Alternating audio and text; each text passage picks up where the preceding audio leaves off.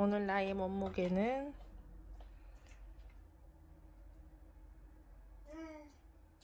와우. 오늘의 첫 끼 아침은 커피랑 견과류입니다.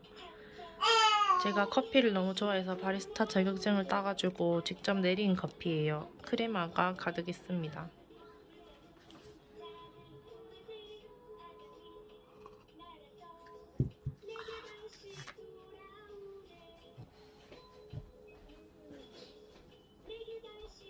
아직 잘려져 있어요. 밥 좀 먹게. 넷플릭스 좀 보고 먹으려고 탭 가져왔어요.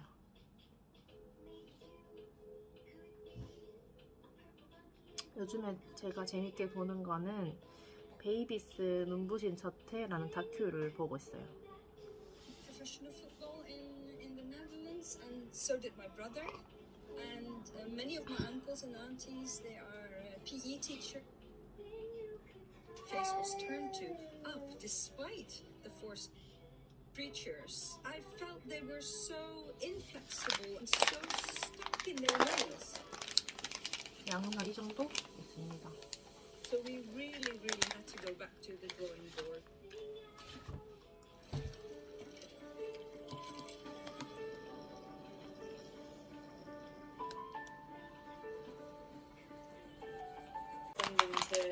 To us with her body as well. I gave her a bath last night and I noticed that while she was in her bath seat, she was wiggling and moving her body so much that she was slipping out over the seat. She grabs every my hand, blankets, bits of fluff. You're picking a lot of things up at the moment, aren't you? I don't know if it's intentional, like whether it's just the hands there and the items there and she's picking it up anyway.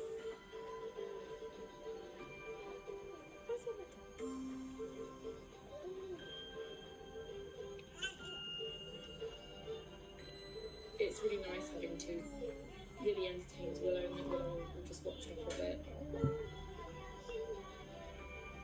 And I can see where relationships are starting to grow a little bit in the mornings. We'll wake up and Lily will ask where Willow is, so she's like in our lives now.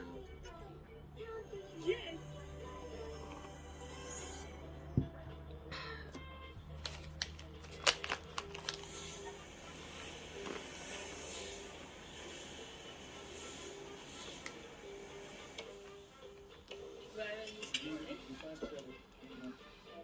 My husband Rid and I, we have 5 children.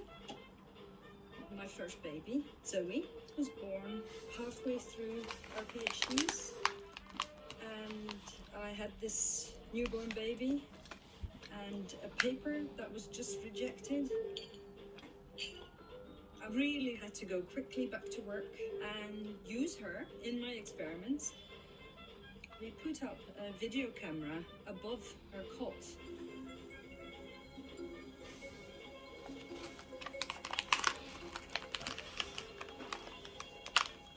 Without making any sounds, she started to exploring her own hands. And sometimes she would accidentally touch one of the toys that were hanging over her, and she would look like really surprised, like, was that me touching this toy? This went on for like 45 minutes. This was really exciting stuff, seeing your own baby confirming your gut feeling that babies are using the first 3 or 4 months of their lives, linking sight of their arms to this feeling of moving their arms.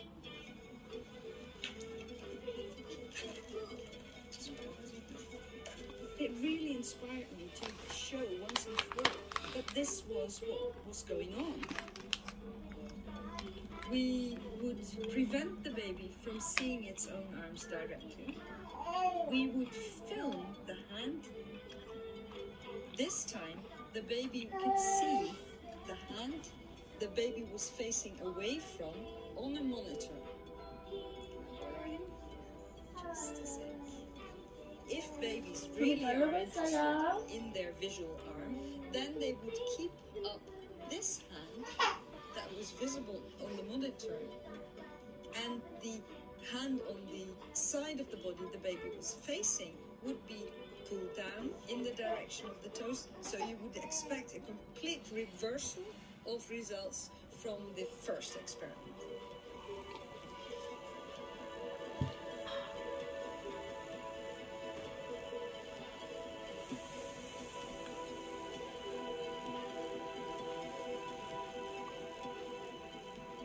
We tested a number of babies, and we have this beautiful graph where you see that all the arms they can't see are pulled down, and it's only the hand they can see on a video monitor that stay up despite the weights, and that was a result that nobody could deny.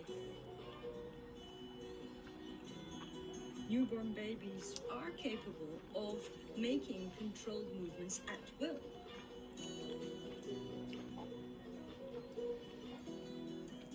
Babies go on this incredible movement journey right from the start. That was brilliant. Took out the champagne, literally, and wrote up the paper, and then we got it published into Science. That was a big thing.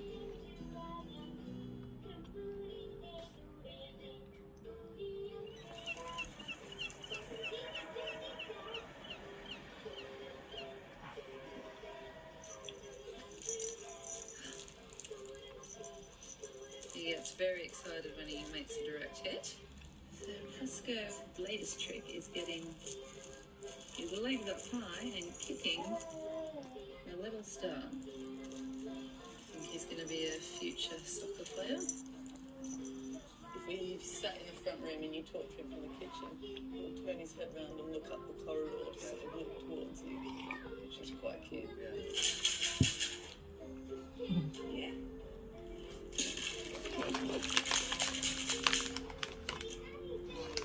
So started putting his hands out for things, so when he sees toys that he wants, It's sort of fun to watch him start to realise that things at the end of his arms or his hands, and that he can sort of grab things with them.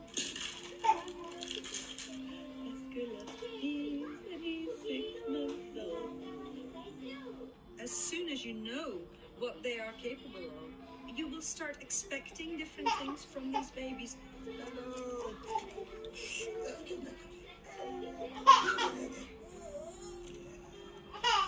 When a baby is moving around, playing, learning about itself, learning about the environment around it, it's basically building its own brain's infrastructure.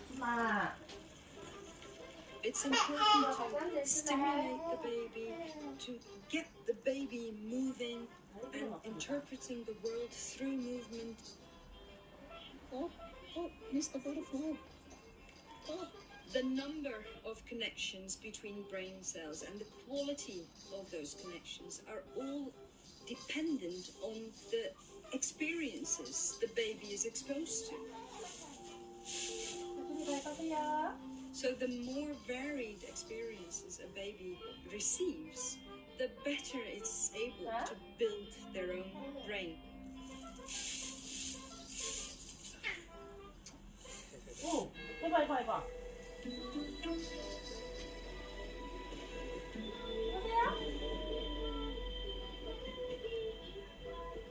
I've always loved science fiction. It's a fantastic way to explore ideas. And this approach in science fiction, it can actually also be used in science.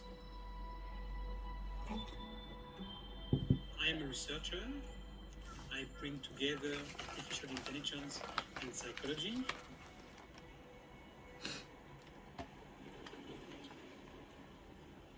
Babies are incredible learning machines. By 6 months, they can start to use their hands to grasp objects. And soon after, they will develop finer skills with their fingers. So I wanted to build a machine to ask how babies learn to move so quickly and so well. It seems that there is some kind of internal circuitry in the brain that is pushing children to get intrinsically by new movements. They are continuously self-challenging, trying to explore what is just beyond the skills they currently know. This is what people call curiosity. 이게 뭐야? Look at you! You're all set up, sort of. Ta-da! She's really good at sitting up now. Wait! You sit up on the bed. At some point in development, children discover and learn how to sit on themselves. Is that funny sitting up? Okay. And it frees their hands. And their hand being free, they have a whole new world to discover. And those hands become tools that empower them to discover even further and new aspects of their worlds. Oh, I see what you're doing. She doesn't just want something to hold now, she wants something that can be pressed and does do something. Now, a lot more things are not random and they are purposefully done. And it's exciting. Is that exciting? Oh, you are so proud, aren't you? You love that, don't you? Now she's actually properly exploring with her fingertips, using every part of her finger to kind of prizing it open, or like pressing buttons. She knows that it makes a sound, so she'll carry on doing it. She's getting so much better at actually holding on to things. With Lily, there is that jostle between both of them wanting the same toys. You're gonna let her have it back? I think she'd love to be able to play with Lily, but she's just too slow.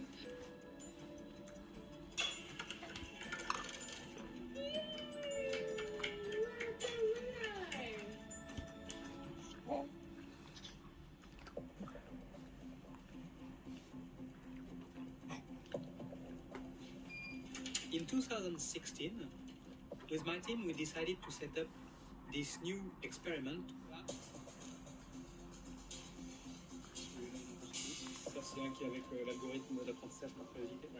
What we wanted to do is to isolate the curiosity aspect of the baby's brain.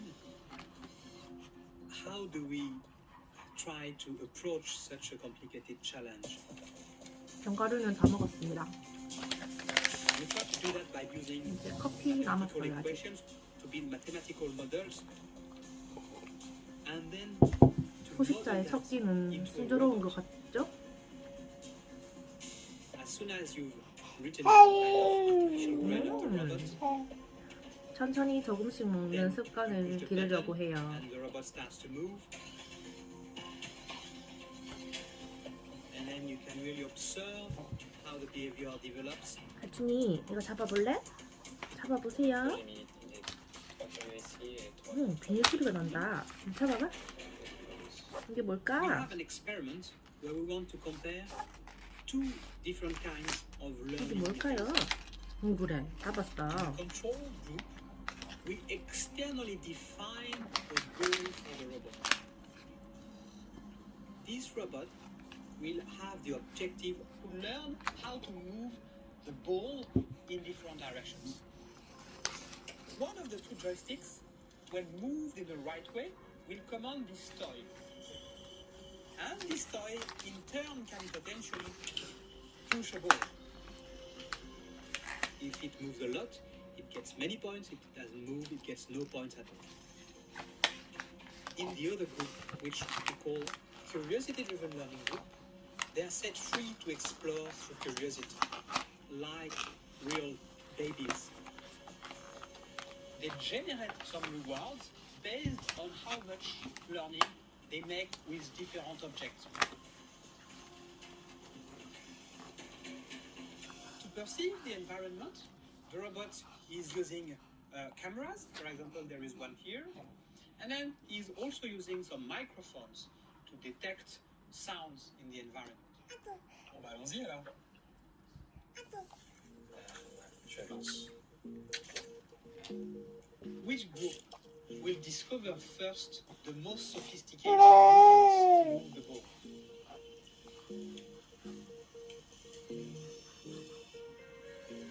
This is similar to what very young babies are initially doing with their arm, waving them around in the air. 자,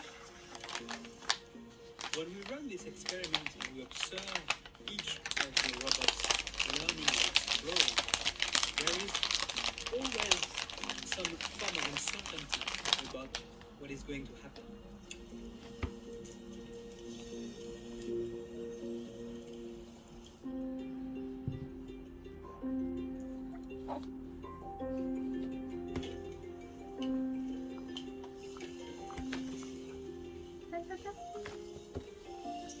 So we are now a bit further in the experiment, and we begin to see some differences among the two groups of robots. 오, On the row of curious robots, they are actually now spending part of their time 이것도 moving 이제 만져볼래? the joysticks. As we just saw, it produced a little movement in the toy. It's like fine-tuning the activation of each individual muscles in a baby. And so now the control robots. They've not learned anything sophisticated. The control robot, its single objective was to learn to move the ball, and it doesn't know how to move the ball.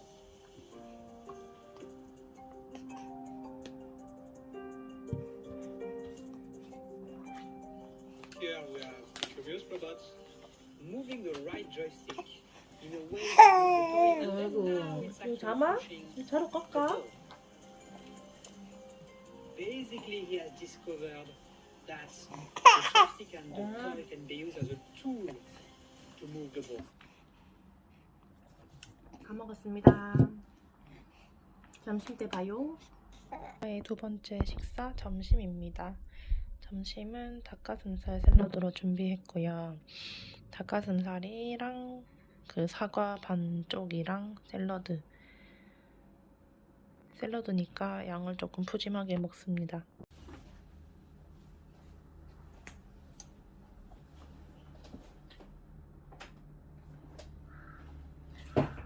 점심 먹을 때도 다큐를 볼게요. 지금은 애기는 낮잠을 자고 있어요. To move the ball. So that's a major discovery, and he's doing that again.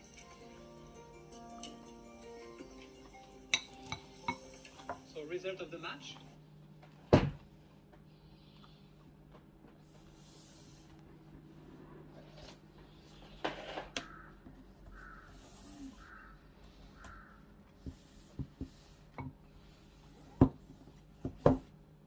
It's very clear that the winners are the curious robots. Being curious, being free to explore, is actually the fastest and the most efficient way to learn skills in the real world. An interesting relation with babies is that babies are never provided with a specific task to solve. They really do whatever they want. Sometimes it might actually be counterproductive to incentivize them to solve specific problems. Let them explore freely.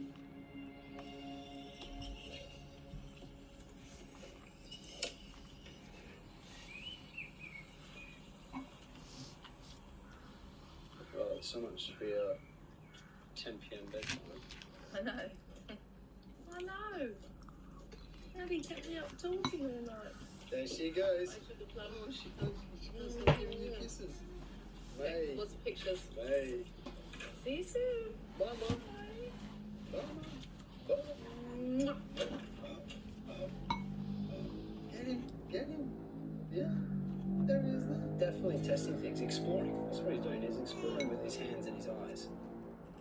Well done.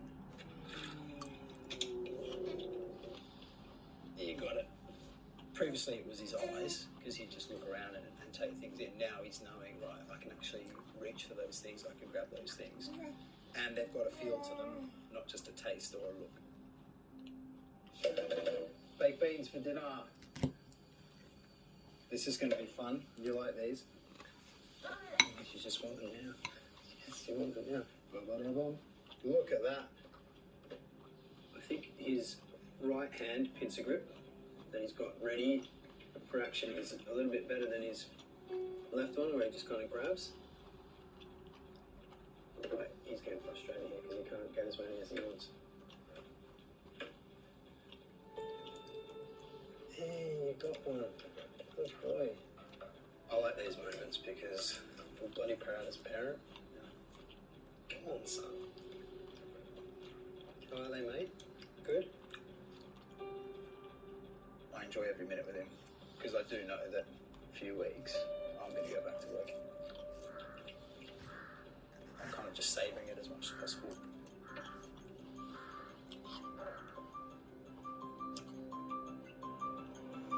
Buddy, what's that outside? Ooh, look outside. What's all that out there? It's white everywhere. It's coming down from the sky. All those big dark clouds.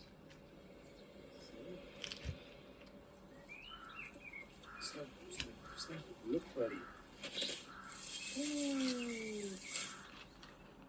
We've got xylophone in the park.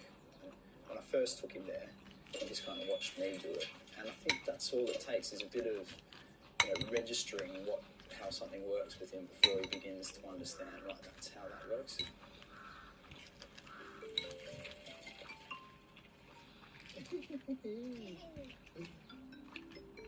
He does have these moments where he will deliberately and purposefully, make the same actions that he's seen someone else do, which is really cool. It is cold, matey. You want to go?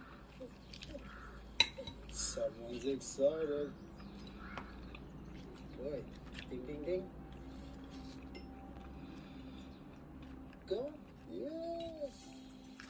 Good boy.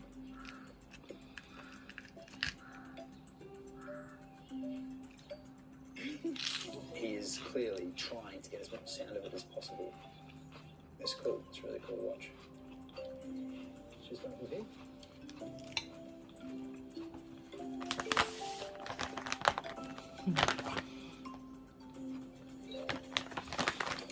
Good boy.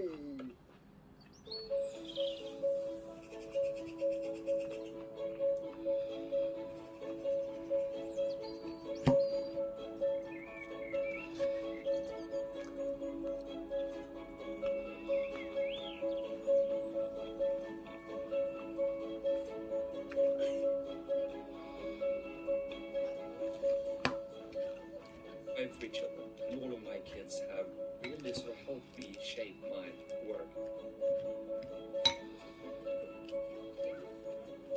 There is a point early on when they really start to get captivated by other people's movements and what other people do. I've always been interested in movement and how movement is being controlled by the body and the brain. But even so, I think what's more important for my work and my interests is how it comes about that we're able to understand the movements of others.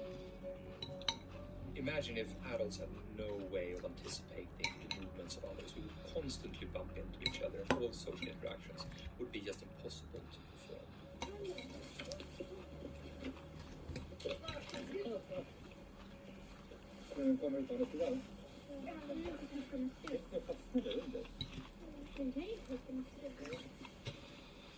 When a child throws a stick on one side of a bridge and then runs over to the other side to see that it reappears,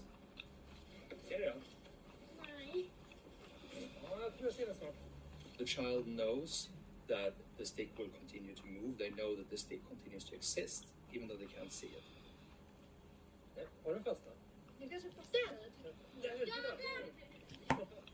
For older kids, maybe it has a lot to do with anticipating when the stick will appear and how it will look when it appears. But even for younger children, this is a challenge that they need to handle. The ability to sort of represent things even though they're not present and try to calculate where things will be in the future. This could be a child's mother, or a ball rolling on a plane, or really any other type of activity that you need to pay attention to and track.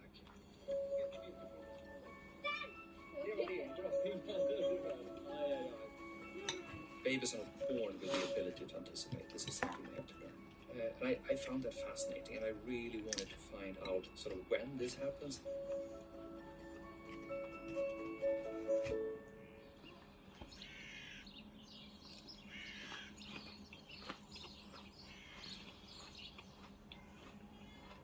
In 2006, we recorded a movie where an adult picks up balls and puts them in a bucket.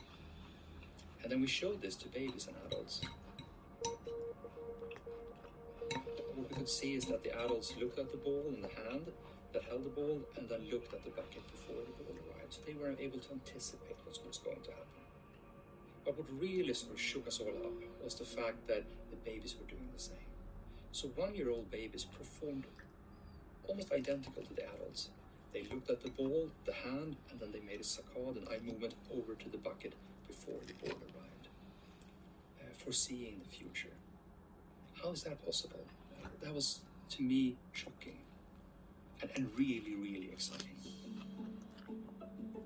So it turned out that the 12-month-olds could anticipate this action, and 6-month-olds did not. So our hypothesis at the time was that young babies' understanding of other people's actions is very much based on their own experiences.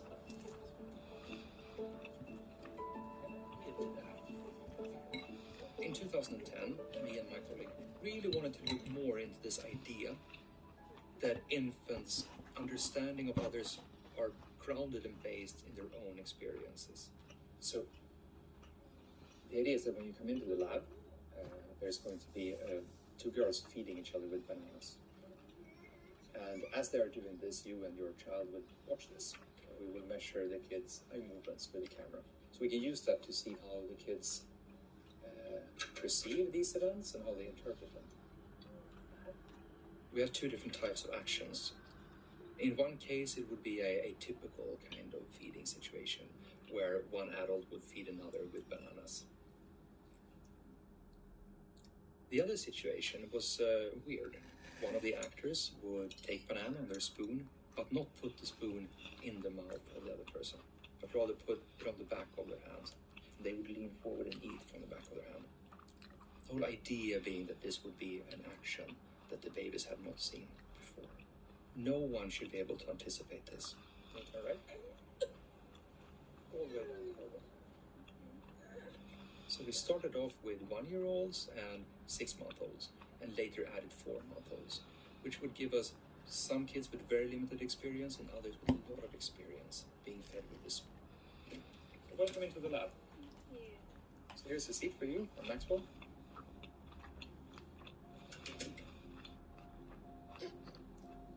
So what's going to happen now is that Per first will calibrate the system. So this is an eye tracker, and in here you have several cameras that are recording Maxwell's eyes. But for the system to calculate where he's looking, Per needs to sort of get his attention to certain points, and then the camera records how his eyes looks at those things. And once that is done, then we'll start the experiment. It's me, okay? That's it.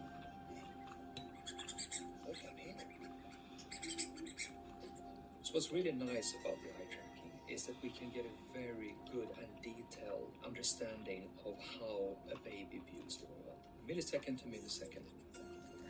We can see if the baby does have an expectation about what is to come, because then their eye movements will look ahead in time to future events. Like that. Got the tracker.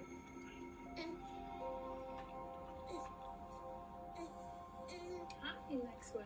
Hey, Maxwell. Hi. I'm hungry. Can I have some? Yes. Here it comes.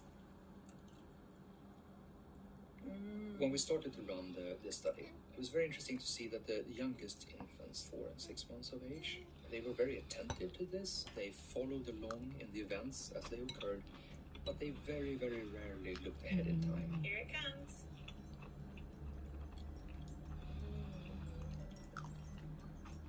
Thank you. Now I'm full. Hey, Ben. Hey, Ben. Hey. When a baby becomes a bit older and have sufficient experience being fed, what happens is that they start to look across the table to the other person before the spoon arrives. They start to stay a little bit ahead of time, looking at it at places where things will happen in the future. I have something yummy.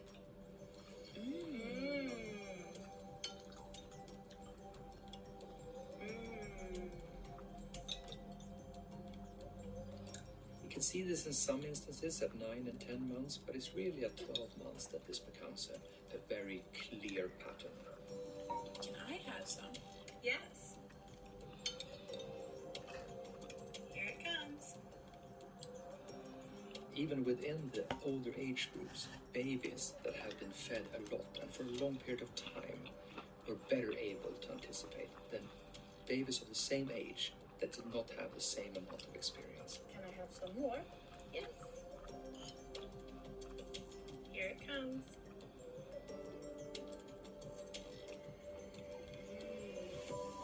Can I have some more? Yes. Here it comes.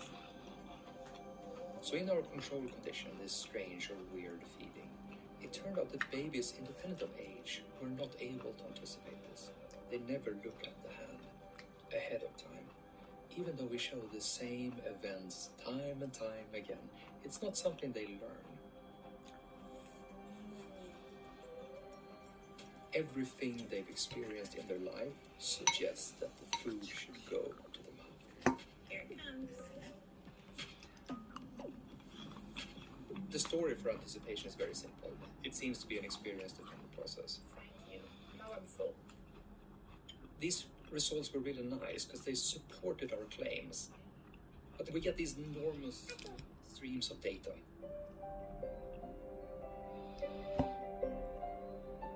And there was this strange column in the data that I've never paid attention to, which measures the diameter of the pupil. So I started to go into the library and pick up books from the 70s and 80s. And in those books, there was a lot of studies suggesting the idea that the pupil is not just a way to control the amount of light that goes into the eye. It seems like the pupil is also responding to changes in attention. So if you're very much attending to something, your pupils dilate. That made me very intrigued. There was something going on here that I did not expect and did not understand.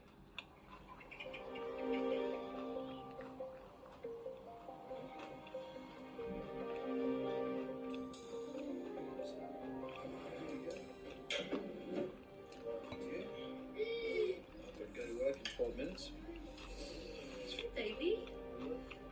There is Mum. There is Mum. Is it good? Yeah, that's all right. I didn't have after our porridge. Oh.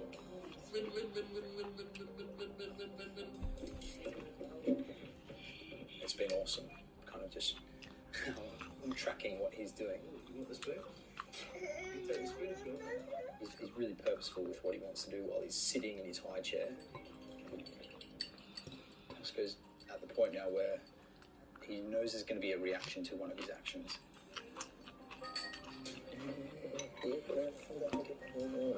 Delicious. Guess what, matey? I'm going to go.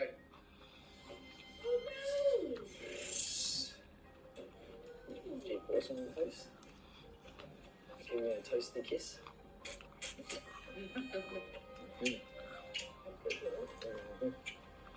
Gotta miss him, mate. I'll see you tonight for bath time, right? Well, yeah. Bath time. Bath time. Yeah. See you, buddy. Have a good day. See you guys. Love you. I think it's nice to see sort of how inquisitive and sort of how curious he is. Good. He's at the stage where he understands a lot now.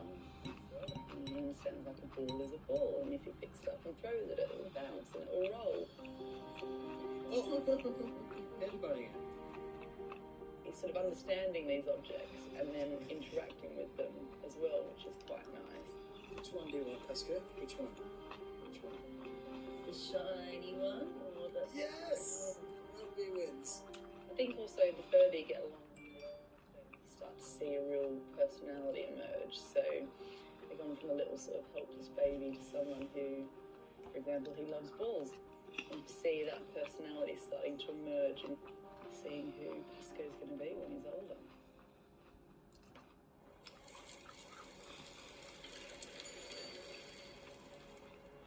We've been sort of claiming this for several years, that babies require a lot of experience in order to anticipate what's going to happen.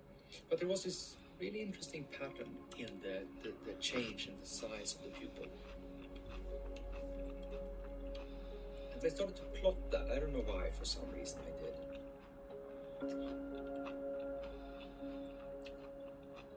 And something fantastic emerged. What we can see is that whenever the babies saw the normal, typical feeding events, the pupils didn't give us much. But when we presented this odd or a bit strange feeding situation, every time the spoon was being brought over the table, the pupil dilated. It's like a straight line going, regardless of age, and pretty much all of the kids, we got this spike in the pupil. I just had no way of explaining. It's really intriguing.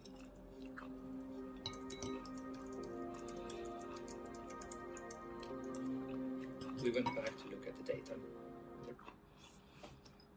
먹었습니다. 점심 먹고 배가 너무 고파서 점심 아까 12시쯤 먹었는데 지금 4시거든요. 너무 배가 고파서 간식 조금 먹을게요. 요거 갈색은 브라운 치즈 갈은 거고 이거 시리얼 넣어 먹으면 되게 맛있어요. 그리고 이거 그래놀라 크랜베리 그리고 첵스 넣었어요. 먹어보겠습니다.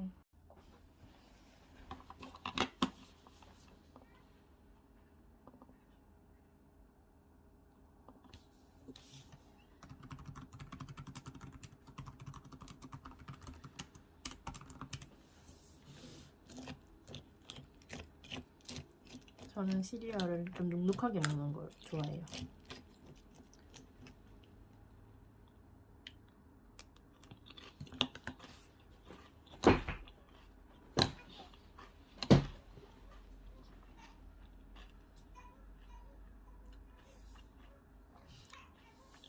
한 입 먹었는데 아기가 깼네요.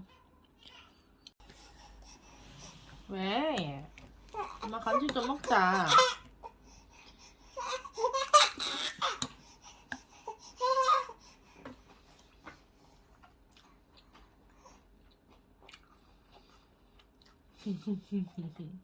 잘 데워놨어?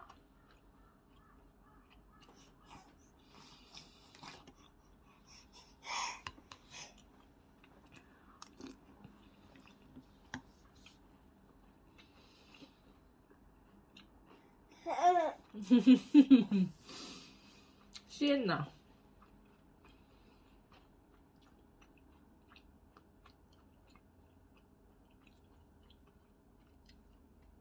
엄마 뭐 먹는지 궁금해요.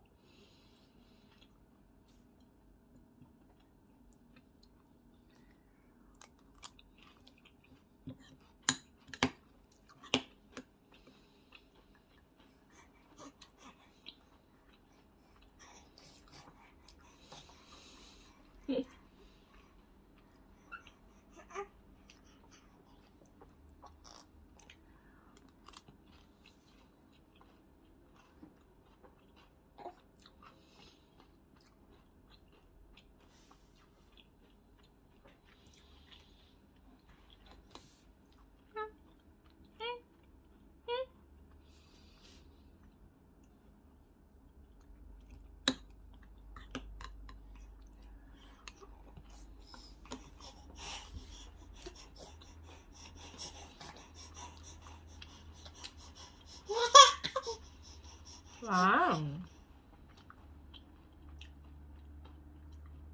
노래 틀어줄까? 노래 틀어줄까요?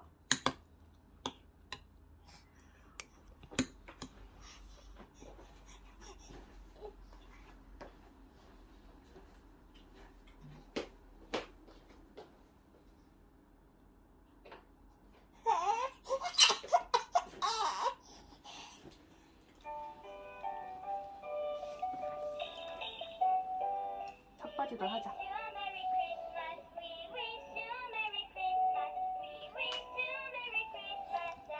잡아보세요. 잡아보세요. 얼굴 잡아보세요. 잘했어요. 자, 이렇게 잡아보세요. 또, 어이구. 잘 잡았어요.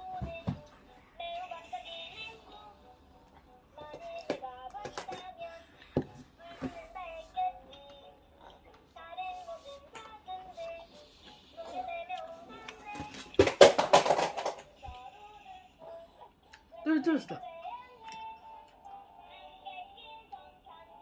줘줄까? 줘줄까요?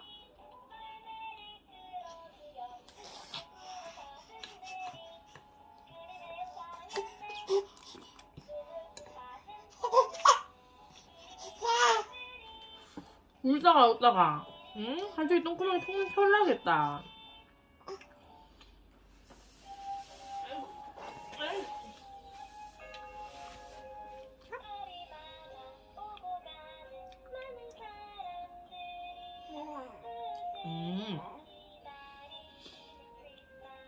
자.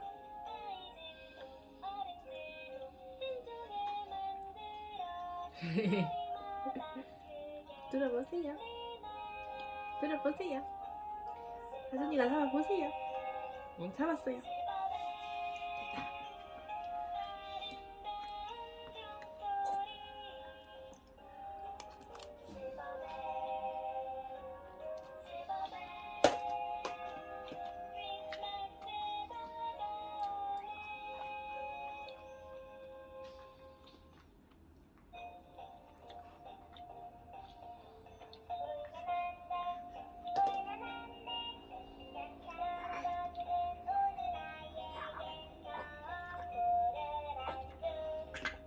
어이구. 왜 그래?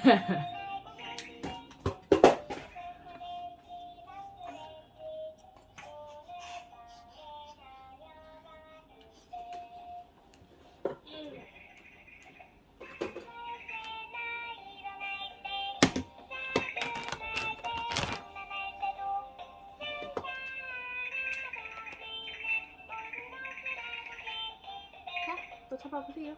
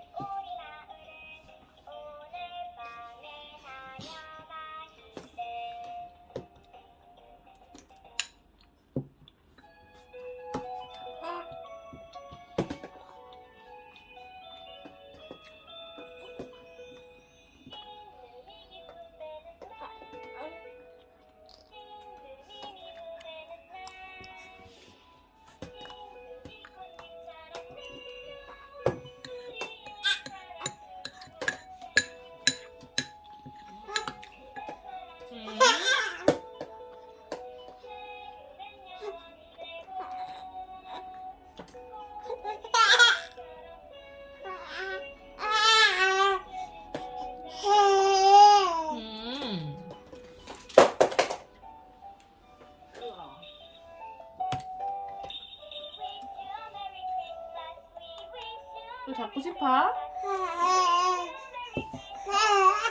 또 잡을래요? 하준이가 잡아봐.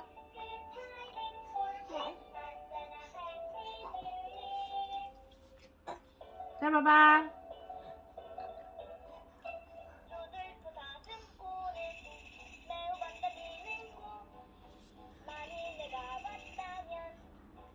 아야.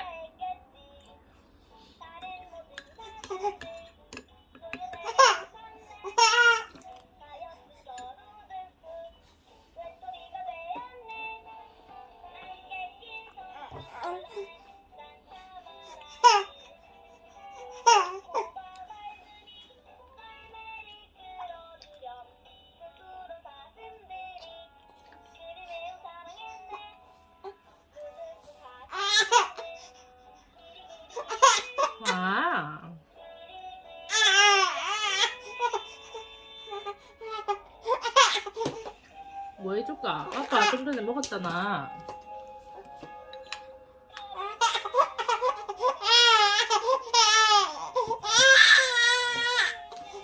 엄마한테 안 끼래. 그래? 일로 오세요. 아이고야. 우리 혜주이가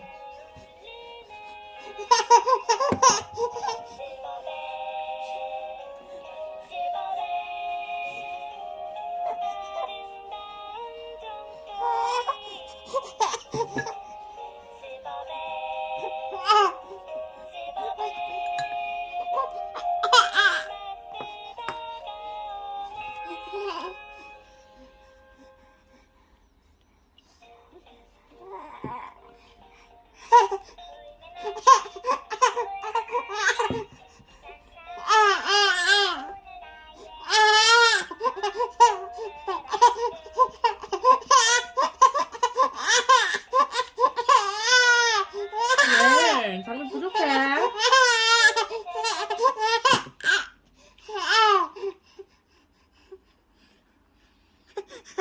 마지막 저녁 식사입니다.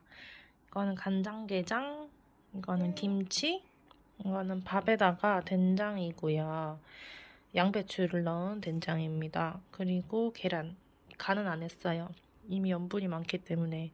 원래 수제비가 먹고 싶었는데 저녁에 남편이 야근이라 가지고 냉장고 덜이를 했습니다. 그럼 먹어보겠습니다.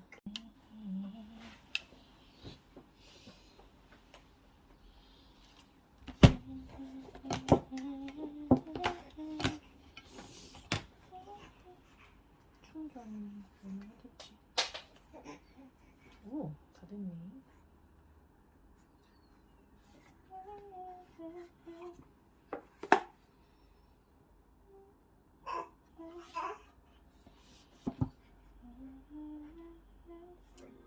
A really beautiful thing emerged one we had not expected.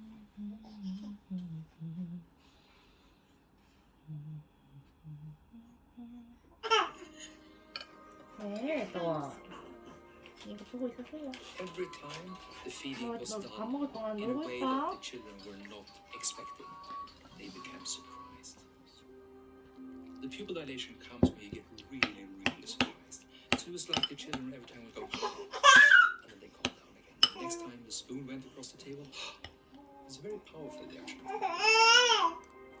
The 4-month-olds, as well as the 6-month-olds and the 1-year-olds, show the very same pattern, even though they differ very much in the 역시 degree to which they 계란은 맛있어. Now, the interesting thing is that surprise requires that you have an idea, that you have a notion about what's going to happen. So even the 4-month-olds did have an idea, an expectation. It wasn't as explicit, so they made a good movement, but it was in their mind, and we were able to capture that.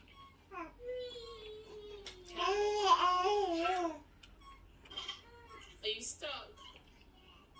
She's stuck. Oh, where's Lily? As adults, we constantly anticipate all aspects of the world.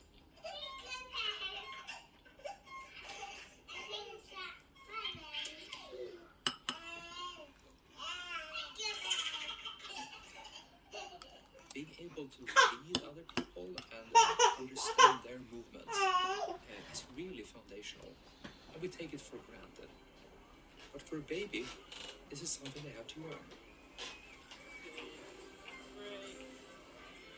So as parents, we really need to provide the opportunities for young babies to explore their world, to act and to move. It's the way they learn about themselves, and it's the way they learn about other people. So through movement, they build the world.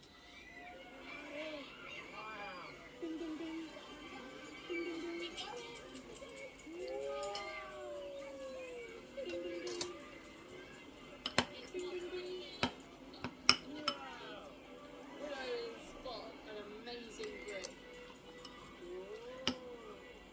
Yeah, you do. You're getting really good at holding on when you feel like it. holding on really well, and then as it sort of picked up speed, yeah, she just let go, like completely let go.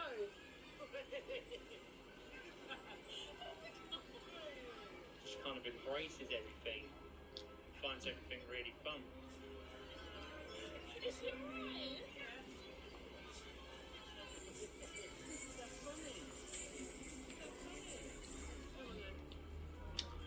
하진아, 우리도 크면은 엄마 아빠랑 저기 가자.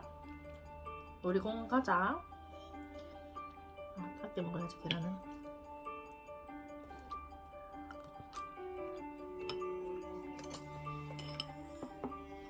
During the first year of life, babies go on this incredible movement journey, learning about their own bodies and what they are capable of. The baby is intrinsically motivated to learn about the world, to learn about itself, and to start interacting with the world.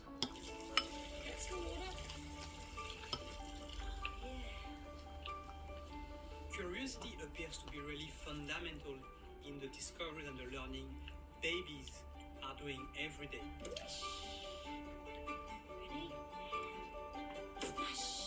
They are continuously self-challenging. They are continuously trying to explore what is just beyond the skills they currently know. 잠이 오는데 안 자고 자꾸. Being around these curious, exciting young individuals who are growing up and learning about the world, that's inspiring. But it also allows us to ask these very fundamental questions about what we have with us from the beginning and how we are shaped by the experiences we have. I do think that the key to understanding these questions lie early in infancy. I would like to shout it from the rooftops. Young babies are so much more intelligent and aware of what is happening around them. Please don't underestimate these wonderful creatures.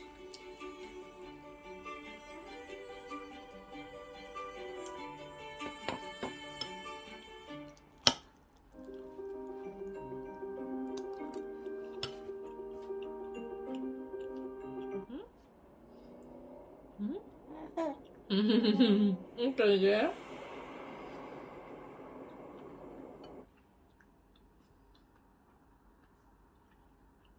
What's fun about my job is that I get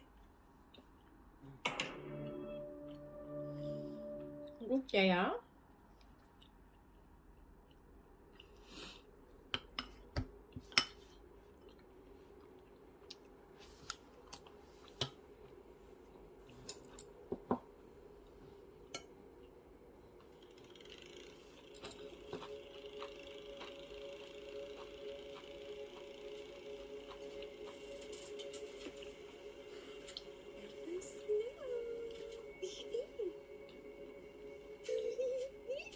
What is that?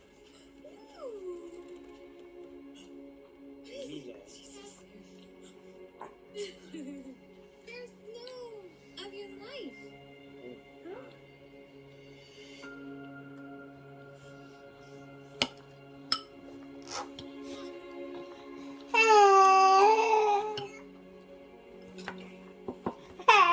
coming from.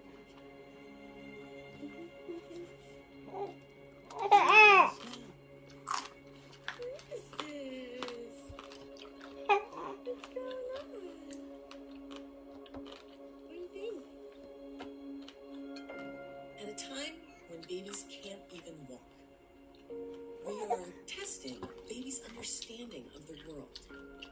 And what's fun about my job is that I get to tell parents, you know what? Your baby's smarter than you think. In the first year of life, the child is really learning to become a member of their society. So I became very interested in how babies adapt to the environment they are born into. It's possible that when babies are born, they aren't the helpless blobs they look like. That they're born with expectations about the world and how it works.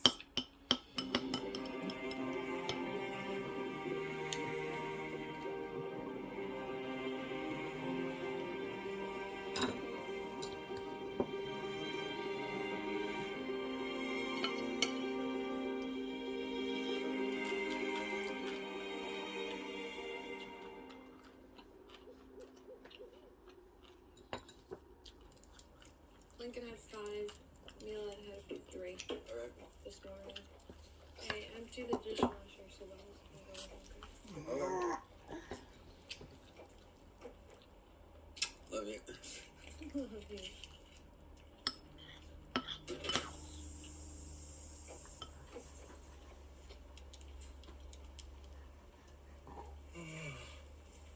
Vicky just left for work, and my strategy is survive.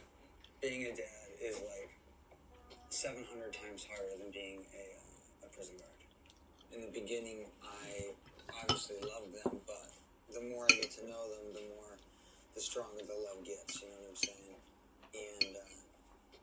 And I think once they can speak to, English or communicate better, that'll increase my feelings too, but they're not so bad right now, So I try to be very appreciative of what I have, even though what I have sometimes doesn't sleep, cries all the time, doesn't know what they want, and what else?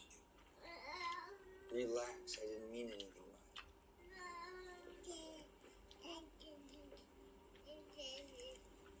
What?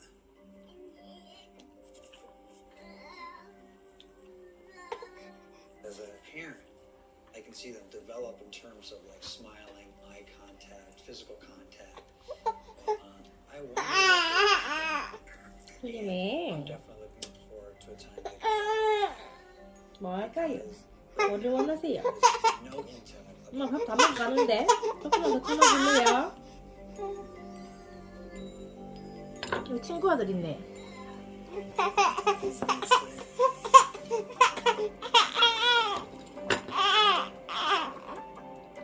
자.